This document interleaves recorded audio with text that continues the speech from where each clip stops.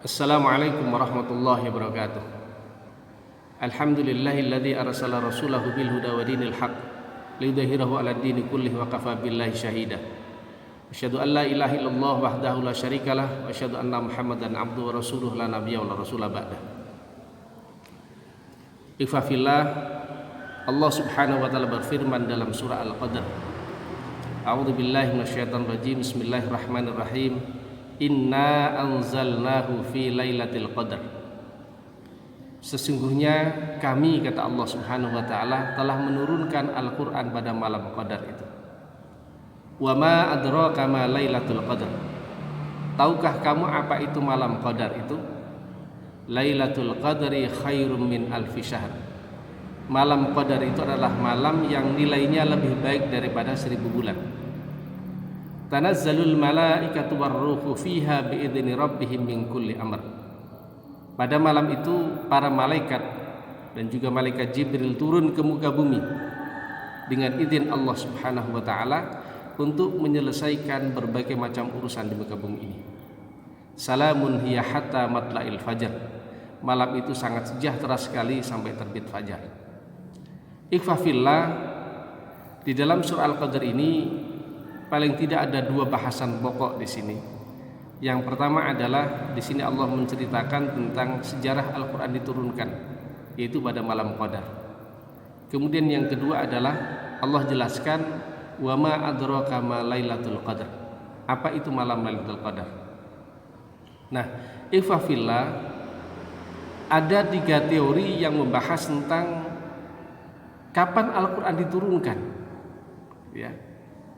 Teori yang pertama adalah ini dalam pandangan Ibnu Abbas, bahwa kata Ibnu Abbas, Allah Subhanahu wa taala menurunkan Al-Qur'an itu secara keseluruhan dari Lauhul Mahfuz menuju Baitul Izzah, yaitu antara langit dan bumi gitu ya.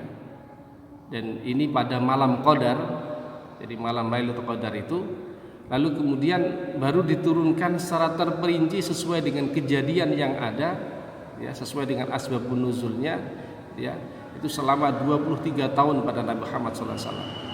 Nah, pendapat yang pertama adalah pendapat yang paling masyhur di kalangan para ulama, ya. Nah, kemudian pendapat yang kedua adalah dia mengatakan bahwa Al-Qur'an itu diturunkan dari langit selama 20 malam Qadar, berarti selama 20 tahun, ya. Jadi selama 20 tahun. Nah, setelah itu kemudian wahyu dibacakan, ya, dibacakan pada Nabi sesuai dengan kebutuhannya, ya. Jadi ini pendapat yang kedua. Kemudian pendapat yang kedua adalah bahwa Al-Qur'an diturunkan pada malam Qadar.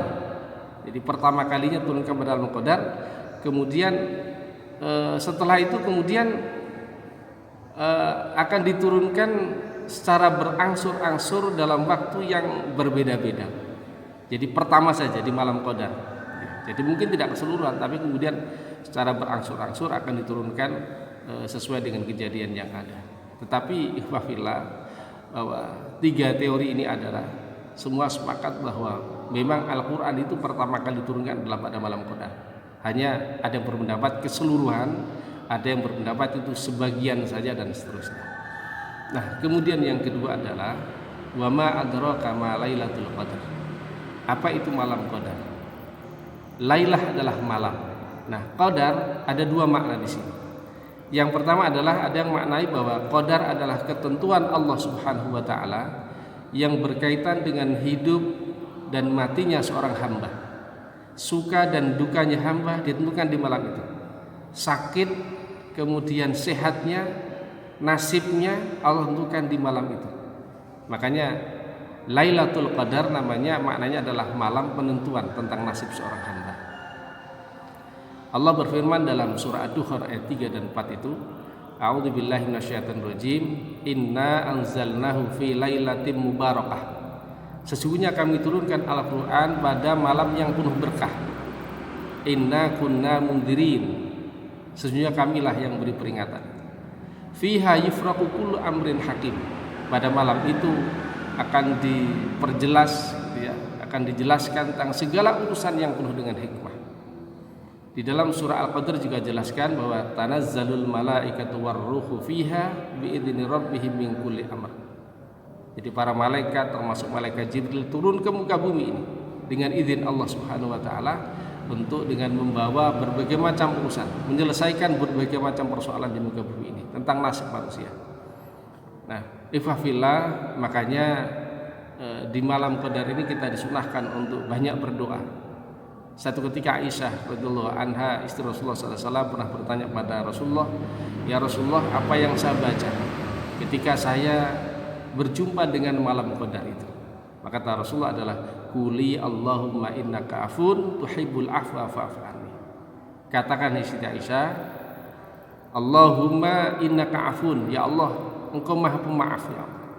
Tuhibbul afwa, Engkau sangat mencintai memberi maaf, sangat mencintai maaf. Fa'fu anni, maka maafkan aku, ya Allah." Kemudian makna yang kedua adalah qadar adalah kemuliaan dan keagungan. Makanya Lailatul Qadar maknanya adalah malam kemuliaan atau malam keagungan. Ikhfafillah, malam Qadar disebut malam yang mulia ya. Jadi karena ada kemuliaan yang terjadi di malam Qadar itu. Yang pertama adalah di malam Qadar itu turun Al-Quran, dan ia adalah kitab yang mulia. Kemudian yang kedua, Al-Quran yang mulia ini diturunkan kepada Nabi Muhammad SAW, Nabi yang mulia pula. Yang ketiga, yang membawa Al-Quran yang menyampaikan pada Nabi Muhammad SAW adalah malaikat Jibril, malaikat yang mulia pula. Kemudian yang keempat adalah kemuliaan yang akan Allah berikan kepada orang-orang yang menghidupkan malam Qadar itu dengan banyak beribadah, dengan banyak bermunajat, banyak minta ampun pada Allah Subhanahu wa taala. Makanya Rasulullah bersabda, "Man qama lailatal qadri imanan wa ihtisaban, ghufira lahu ma taqaddama min dzambi." Barang siapa yang beribadah qiyamul lail di malam Qadar itu, menghidupkan malam di malam Qadar itu dengan penuh keimanan dan berharap ridha Allah Subhanahu wa taala, maka akan diampuni dosanya yang telah ia lakukan itu. Oleh karena itu, wafillah, mudah-mudahan kita semua diberi kesempatan oleh Allah SWT untuk bisa berjumpa dengan malam Qadar itu, sehingga Allah akan berikan kemuliaan-kemuliaan yang sudah dijanjikan oleh sebagaimana yang Rasulullah SAW sampaikan tadi itu. Jadi kemuliaan, hanya saja tentang kapan ini semua terjadi ikhtilaf. Ada yang semuanya mengerucut pada 10 hari yang terakhir ini ya. Ada yang mengatakan tanggal 21 di hari-hari ganjilnya, wallahu a'lam bishawab. Yang jelas semua rahasia Allah Subhanahu wa taala. Oleh karena itu, mudah-mudahan kita semua diberi kesempatan Allah Subhanahu wa taala untuk bisa menjumpai malam Qadar itu, dan di saat itu kita sedang bermunajat pada Allah Subhanahu wa taala. Mudah-mudahan bermanfaat. Assalamualaikum warahmatullahi wabarakatuh.